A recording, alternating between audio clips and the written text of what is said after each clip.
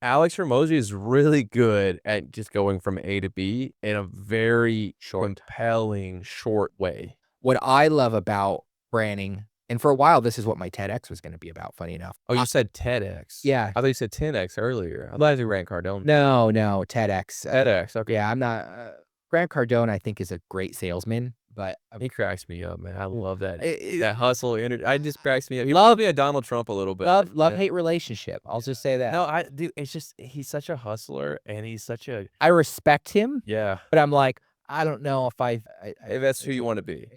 Sure, fair. Yeah, I get cracked up by some people like that because 'cause I'm just like, "Man, you just go do you, pal. I love it, man. You just out there doing it." You know what I mean? Yeah, yeah. I feel very similar about Alex Hermosi, especially since he's kind of been you've heard of Alex Oh, Hermosi, for sure. correct? I've Yeah, seen a lot. He's probably one of the best speakers I've heard. yeah. He's structured. I struggle with that. If you hear me speak, I feel like I do make some good points, but sometimes I think I take a lot of time to get to that point, I'm the same way. right? And I think Alex Hormozi is really good at just going from A to B in a very compelling, short way. Yeah.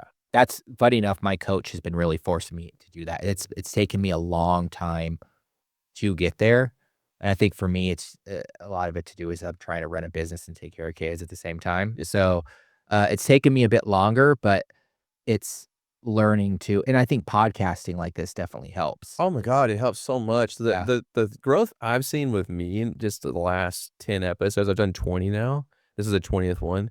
It's helped me so much because, you're just getting that face-to-face interaction. But maybe it's to do with when you were talking, I feel like I always have to explain. I gotta tell you the whole story, man. I gotta tell you the whole backstory. Where do we begin? Let me tell you. Yeah. And I think a lot of it is really not that's not what's essential because I could tell you my story and it could or could not move you. It's just learning how to say certain things in a certain way that compel you the way I want 'em to, like, just being compelling. I think compelling people are way more successful than, factual people. Like, if I can just compel you to think a certain way or to do a certain thing, it's, like, way more powerful than, Einstein if he told you all this, and it's funny, isn't it so funny? The smarter a person is, the more they sound unsure because they're like, "Dude, the world is so complex. I can't tell you for certain, but what I do know," and they just break out all this complex shit, and the the dumber a person is in a way, I wouldn't say dumber, I would just say, like you said earlier, simple, just one thing, married to it, straight to the point, just here we are. They have a better chance or they're, able to be more confident and have more conviction because it doesn't matter, like, how complex the world is or the situation with it. "Listen, pal, shut up. We need you from here to here. We're doing this." Funny you say that because one of the biggest reasons I feel like I am not a good salesman is because that exact reason. I know so much about branding and marketing. I've tried everything. I know what works. I can tell you someone could come to me and I could be like, "Stop doing that." I don't even have to look at your I can even find someone and I can be like, I can tell. I always tell my wife my superpower is I can look at a company and I can tell how good the organization is ran through the marketing that they do, through the way that they have customer service, the way that their product is, all that. I could tell that very easily off the bat. It's like a superpower, man. I'm not always right, but I'm pretty close. Um, and I always do I'm like, I just need to bring someone in sales and have them not have no idea what like, know the products very basic wise, but have no idea what branding is, not how to do the projects, the web stuff, Just how to get the sale. as how to get the sale. Because I know so much that I like it's easy to be like, I'll be on a call with someone and they'll start telling me their problems and I will know the answer within 5 seconds. I'm like, "All right, I know this, this, and this. I know how we're gonna get here," but I can't tell them that. I have to let them find it. Like that Genmoji with Apple, we're going back to that. The Genmoji with Apple, a great way to sell, like, the Apple is so good at compelling your innovation, inspiring, makes you feel like a kid again. It's all this new tech. It's like saying like, "Hey, if you have a hard time being understood with your friends and family and your community, and you have these emojis, all these amazing emojis we've created over the years to help you, convey yourself to your friends and stuff, but they just sometimes just aren't enough. They just aren't letting everybody know who you are. Well, introducing Genmoji. Now you can really customize to who you are and share that with the world. It's kind of one of those things where it's like Genmoji, like you said earlier for you, you're like, it doesn't, I don't care, right? Like it's not important to me. But for a lot of people, it's not important to them either until you spin it to where it's like, now you'll be understood. You know what I mean? It's like, and we're such emotional creatures. It's wild. I think if we weren't emotional creatures, it would be so well, I would say everybody would be successful and then nobody would be successful, but if we were not emotional creatures, we would definitely choose different routes in life, I think, just because of the numbers. We just look at the numbers and just be like, "This is the best route, we're going this way." Yeah. But we're so emotional that we just get pulled in every direction. And it's funny, it really made it the first thing that popped in my head is like, all right, there you go. That's branding because that's the emotional side, the compelling side. Yeah. Um, and that's what I've always struggled with was like, I'm a very technical person, but I'm also a very creative person. Mhm. So like my business, when it grew, it was like, oh, technical. I need technical right away. My technical expert came out because I had to do everything myself before I hired. I had to come SOPs and do all that stuff. And I got to a point where I'm like, I want to create things. A couple weeks ago, I started to try to bring my creativity back through doing things around the house. Like we're building a playhouse out in the backyard, and we already had it built. It was just got ruined because the last owners had two big dogs, and they turned it into a doghouse. Yep. So it broke down. They had a fence. There was crappy dirt everywhere. It was bite marks in the wood. So I redid the whole roof. I re-roofed it. I basically did everything. We created a huge sand pit around it and all that stuff. So the guy came out and to work on building the sandpit part, because yeah, I'm not doing that part myself. But I was telling my wife, I'm like, "Do you think he'd let me help him do it?" Yeah, and man, that's what I'm saying. I'm like, "I'll pay him the same amount, like, but why not, like, why not get out there and let my Yeah, creativity." Yeah. Of course I didn't. I had other things I had to do. It was sure. kind of a joke. But it triggered you think about it a little bit, you know what I mean? There was a funny survey that, they took. They said out of all the 100%, I don't know how many men it was, but out of 100% of the men we asked, they all said yes on going on a voyage across the ocean. You know what I mean? Like one of those epic voyages where the storm's raging and you're pulling the sails back and shit. Every man said, "Yes, I would love to do that." And I think it's just we have that adventure, the exploration, that creativity in all of us. We wanna just get our hands on it, you know? But you strike me as the kinda guy, though, I see what you're saying, 'cause I feel like that's how I am. I think for your business, you're way better and you're more sound than me 'cause I'm so early on in, like, my industry, like the photos, even though I take great photos because you've been doing it long enough. But it's the same thing, it's hard to get people in the door. I think once you get people in the door, they're set. It's kinda funny, I just had this funny, image in my head. It's like if you have, like, 2 islands and it's an ocean and somebody's floating on a drift of wood, and there's 2 guys on each island say, "Hey, man, come over here to my island. It's safe over here. You can survive." And then the other guy's like, "No, no, no. Come to my island." It's like the guy's gonna go with the one guy who's like, "Hey, man, I got 10 bitches over here. Come on, man. It's a party over here." Regardless of whether it's the truth or not. So where sometimes it's hard to get people to just get to you, but then once you have them, it's like, dude, you're taken care of, you know what I mean? And I think that's the hardest part about sales, trying to figure out how to convince people to choose you because you know once to choose you, it's like, "Hey, man, you're good. Everything you need, I'll take care of it. We're all good." Well, and I think this podcast is a great example because I think that that's something that a lot of people miss. I see a lot of clients that you can't put a number on branding. They're like, oh, they of course moving away from the logo and just saying that those experiences, right? Like, do you think those were able to put a number to that Apple's presentation, that compellingness? Could they put a number to that? No. What could they put a number to? Oh, the amount of views and how they distributed that number, which is the marketing side, right? Yeah. So that's where the numbers come from. But the stuff in the creativity side that actually made the sale, probably, I mean, if they just came out with a drawing on a screen and just said and threw it up on YouTube and, we'll say we'll just say throw it up on YouTube and like they just drew a picture of their phone and they were just like, buy our phone now. Probably have 0 sales, right? Yeah. So, and that's a very extreme example, but, there is no it is really hard to sell that type of the value, and I think photography is very similar to that because it's like, depending, if you're doing Very tough to it's very tough because the people I look for are the people that are very concerned or they put a high price tag on their image. Yeah, the Very weddings, right? well, no, I don't do weddings, I just do portraits and stuff. I have a friend who does weddings. I'm trying to get more into so what I'm doing right now, and I'd love to get your feedback on this, is I am practicing on B2C for practice because the volume is there. I mean, there's 3,000,000 homes here, and so there's a ton of customers to work with that need work, right? But it's a great way to learn because there's a limited amount of businesses to work for. And not only that, but I also just don't have the allotted time being a full-time student Yeah. to be able to commit B2B, right? Because I mean, it's a lot of B2B. You gotta be like, this is business, right?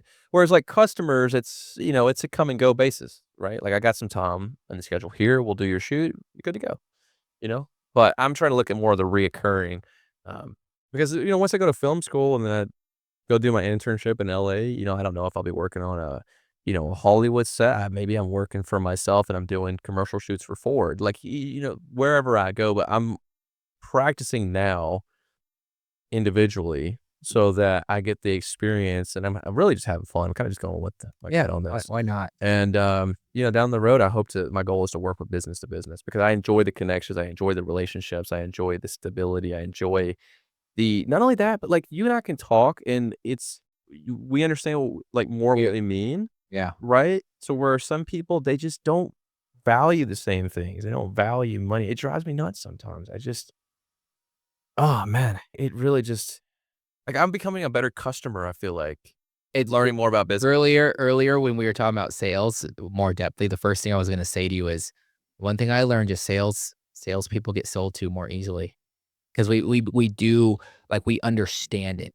Yeah. Like, we understand, I'm like, "Oh, I you're working hard to, like, make this." And the value and stuff, when I go down to the bouldering project, people tell me, "Hey, this is an expensive gym." I'm like, "Okay, expensive, what does that mean?" I don't I go check it out, $100 a month. I'm like, "Well, what do they offer?" Massive facility with all these rock climbing walls, they change them out every couple of weeks, they're always changing out new routes. Oh, wait, yoga, 56 classes a week. Are you kidding me? Every single day. A weight gym, At the time you want. showers, lockers, this is like I think the facility is I don't know, it's massive. But I looked at the value and it no longer became expensive. I get it, if you can't afford to do something, right, that's understandable. But if you can't afford it, I look at the price more and more or less now, I feel like I look at the value, like, what am I getting? What do I want? And, like, am I getting that or am I getting more? I will I will and this is something that happens in B2B, um, quite a bit. Value, I will buy more based off value than I will off of price point. Mhm, that's what Um, I'm saying. but being someone who's very easily sold to because I value, relationships and connection, if someone's Mhm. very good at building that connection, um, and that compassion for them doing their job, sometimes I will still make something and I'm like, "Yeah, I shouldn't have done that."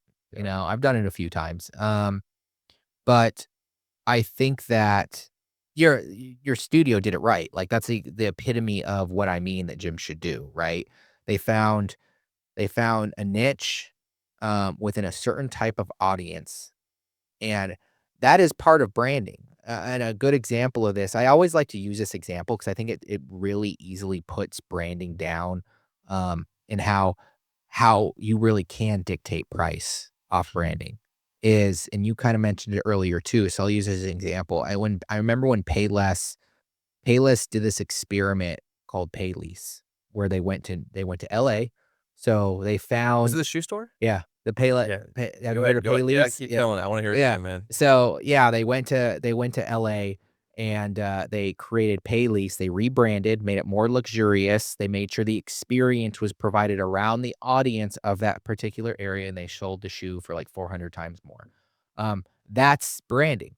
They literally found a way. They literally found a way to mark up the shoe of a $20 shoe, and yes, they gave the money back, but the example here is to The interviews showcase are great. the who, what, how, right? Like, they basically said, "Hey," like, the gym did the same thing. They basically said, "Hey, we don't want those $20 gym ownerships. How do we brand ourselves and position ourselves in a way that differentiate it doesn't just like, we can separate ourselves from that big box gym down the street or that And so a lot of the decisions they made were based around their vision and how they wanted to differentiate themselves, and that's Mhm. branding.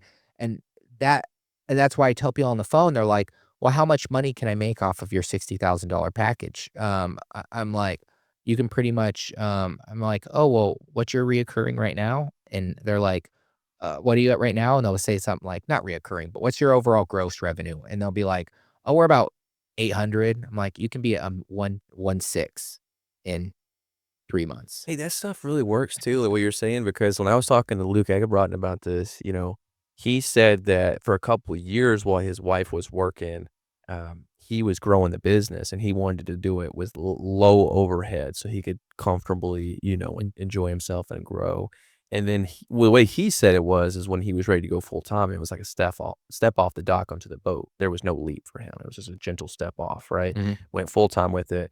He went down to one of those, like, seven-figure agency places, like, they do the big meetups in mhm, Miami, mhm. and he went down there, and he said the energy was just off the charts, and he actually I think he said he lied to get in. You had to have, like, 10K in recurring revenue, he had 8, so he lied to say it was 10K, and he said he loved it so much that when he came back home, he had to pitch his wife on how to sign up for it. She's like, "How much is it?" And he said, "1,600 a month." And, his he can only afford 2 grand. That's what his budget was for business expenses. He only had $400 left for his other business expenses. And I was more impressed by the fact that he convinced her to say, "Okay," than anything else. Like, that's a hard that you must be a great salesman. But he did that, and then he said that the business just took off. I mean, he went from doing 8K a month to now he's doing 21K a week, you know?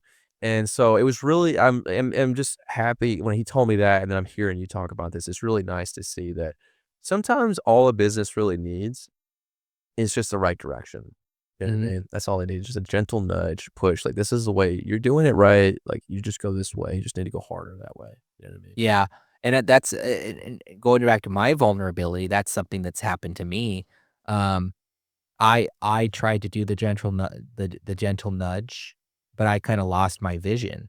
So I had to take a step back, and that's why my direction and partially why I've been stagnant at 30 to 40 a month because I've been, very stagnant on what the vision is, Yeah. you know? But, and you also have 3 kids too, and that's just such a, It is, it is. the world is so complex. I don't wanna get off topic here, but, like, back to the gym. Like, when I look at the gym, $100 a month, what is the value I'm getting out of this? It's almost unmeasurable because I'm getting, I'm getting incredibly strong climbing, like, getting strength in my arms and back, and the yoga's, like, helping me with flexibility, and, like, I had hip surgery, it's helping with me with the strength in my hip, and I'm meeting people, and I'm out in this environment of go-getters. You know how it is. People are all in shape. They're all doing something. They're all active. They're usually more positive going people. And what is the value on something like that? It's kind of hard to put a price tag on that. And I think it's the same thing with like your kids and really just anything. It's like you investing the time to build, like, the treehouse in the back with your kids, that's just, it's unmeasurable amount of value. Like, I look back on the memories with my dad, and it was just that little shit, like, that Yeah. was the most important stuff, and I think that's what helps kids become successful when they get older. Because what's the biggest thing we face as adults is shit from our childhood. That's the biggest thing we face. I, one of my relatives just got a divorce recently, and she was telling me about her, husband of, like, I saw, like, what Scary, isn't it? like, and he was working full time, he was working over hours, and he just assumed that he was gonna go home and be able to be like, "This is what I need to teach our kids, like, a good work ethic, good work ethic, good work ethic." It's like, and I coulda became that. Like, there was a time when that's where I was, and I had to realize that, like, no, my kids don't want that. Mm, My kids just want me to be there. huh. That's all I could want. I will say I still do get crazy quite a bit, but that's that's a double-edged sword there with the children, though. Yeah, no, sometimes I know what you mean. I know what you mean. Yeah, I know exactly what you But, yeah, I had to tell myself that, and I still have to tell myself that. I still have to be like, "It's okay." I've always in 8 years, I've always done this. I've still built relationships.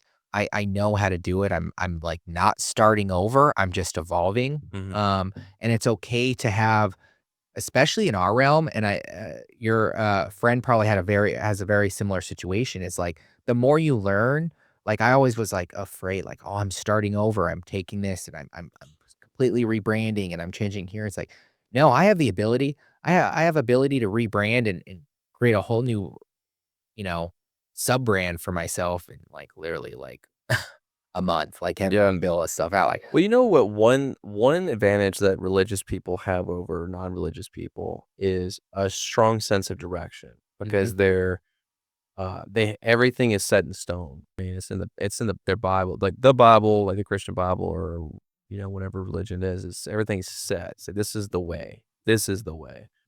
And I think it helps with direction, you know what I It mean? I does. know one of my buddies, he just, we went to the Air Force together, we tried out for special operations together, we both quit, and I got out of the Air Force, he stayed in, he went back, he just graduated. So this is I mean, it took him like over 6 years to get through. The school took him about 2.5, I think, to get through it, but he's a religious person as well, and what I saw with him a lot, what helped him was just that strong sense of direction to where I think it can help with business. I think it can. I think it can also hurt sometimes too, because if you're also a very guilty person where you always feel bad about everything, and the Bible's telling you you're sinning and sinning and sinning and sinning, it can almost become overwhelming. It's like, oh my god, Yeah, I'm a terrible human being. I should just repent and pray and cry all day. It can also have a similar effect. So I think that just having a strong sense of principles. I know Ray Dalio, who owns I think it's Bridgewater Trust Fund or hedge fund. He has his principles. He said he wrote out, and he's written a book, and he has videos about it too. About he has like his principles written out like on paper. yeah. That's Very similar to values, and I 100% agree because, I think the hard part with every single person is vision and direction can shift very easily.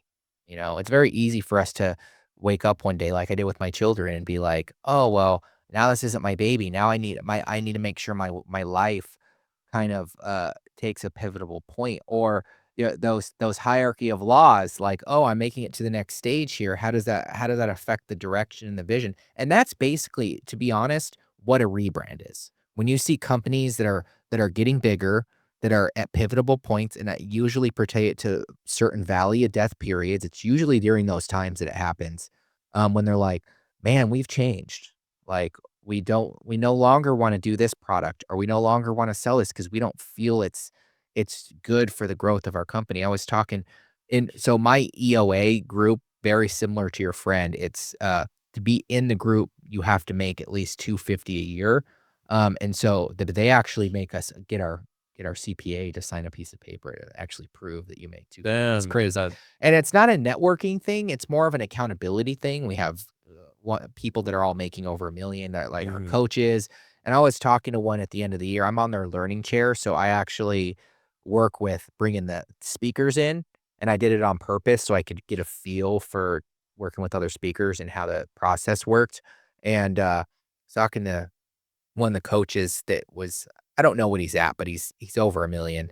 I didn't know he was a coach when I was talking to him because I haven't had him, but we were talking and he's like sitting down and he's like, "So, I was telling him about the situation with the digital marketing and like, wow, we've been waiting," and he kind of looks at me and goes, like, "So," he's like, "I'm in real estate." And he says that he knows, and I not allowed to say a lot in this group, but I can kind of say the basis is like he knows a company. He's like, they don't work with they cut out all of their property managers, all our property managers. That's $5,000. I'm not 5,000, 5,000,000 in revenue every year. They just got rid of. Mhm. He's like, why? Because they knew they were at a place to make it to the next level. They had to cut out the resources and the expenses and the time that were costs behind working with project managers. But not project managers, but, property managers, Mm. because they were just a different type of a client. They were more picky, they asked for more things and the higher up, so they lost that 5,000,000 so they can make it to the next level. That is rebranding. That's just kinda how it, works, and so finding your vision and evolving that vision is just that's why I said earlier, I've gone through 2 rebrand periods in my life because I had to get to a point, where I'm like, "Okay, this no longer impedes me. This no longer gratifies me. What is the next stage of my evolution, not just as a person, but as a brand, as a business, so that I can not just hopefully make it to the next level of what I want to do as a person, but how the business per se looks, does, feels, and presents itself Yeah. to individuals. How do I get rid of those people that come in and want 5,000? And I was gonna say this earlier, one of those 3 things that I always see, which I don't remember the rest, but it astounds me how I always have clients, prospects that come in, and I'll have, like, a form that says, "Slowly move the price up." It's like 500K to 1,000,000 in revenue is our lowest, but everyone always picks the lowest one, no matter how big they are, no matter how small, because they think if I pick the 500K to 1,000,000, then, you know, gonna get a cheaper price. Um, but that was off subject. I just remembered that off the top of my head. But yeah, it's okay to rebrand. So like when you were talking about, hey, I want to start with B2C because it's higher volume. That's true. It Mhm. is. In the digital marketing space, could possibly be in the photography space too. You're going to have a B2C within the B2B market as well. So you're going to have, and what I usually call those, I mean, I would say weddings is a B2C market. So, yeah, you may not be the same because I'm not gonna brand a wedding. I Mm. mean, I guess I could if I was an exhibit designer and you're an in or interior designer, you couldn't do all that stuff. But, like, for me, for instance, it's very similar to the real estate. The property managers were probably their B2C market they probably cut out. Um, I don't have I would say gyms are probably a B2C market. Yeah. Yeah, for me right now, my goals is to work less, work more efficiently. I want a strong sense of community. I want to be able to take care of my family as I get older. My dad's gotten softer. He was so tough on me when he was younger, but he's gotten softer and older. So my thing is like I want to take my dad hunting and go, spend time with him. Community, family, giving back to the community. I see a lot of value in, like, the simple stuff, like just having the firefighters where I can call 911 and come check on me. And if I'd have had a heart attack, I'd have been done. There's a lot of countries where you can't even just go to the hospital. I'm fortunate where I can go to the VA hospital, it doesn't cost me a dime. I mean, how many people do you bankrupt off of one hospital trip? So I'm just in a blessed place to where right now, it's more about the experience for me and learning. I'm a curious, fascinated person about all of this stuff. I make just enough money to pay all the bills and then buy some fun gear and go have a good time. And, I hope that once school is over and this little fun roller coaster I'm on right now with the VA, once it's over and I have my degree, I'll actually have 2 degrees. I'm finishing my marketing degree right now. So I'm doing an associate's in marketing and then I'll be doing a master's in film. Then I'll have a lot of experience from trial and error. I've talked to a lot of people, met a lot of people, had a lot of fun, get some experience, some time under my belt to where when I step out, out into the ocean of reality, I'll be a better place. That makes sense. Because Yeah. right now the VA, if like I look at life as like an ocean. So when I got out of the military, they started paying for me to go to school. It's a sweet gig. I could play video games all day, which is actually what I plan to do. I was planning on doing that when I got out. I was like, dude, I'm gonna play video games. I'm gonna stream. I'm gonna just And hang let out. me guess, you realize that if you did it all day, then you learn to get sick of them. It sucks. It sucks. Yeah. And so I realized like shit, I really, enjoy the camera. I really enjoy the amount of value that you can get from capturing an image because images and videos are like wine. They only get more valuable as time goes by.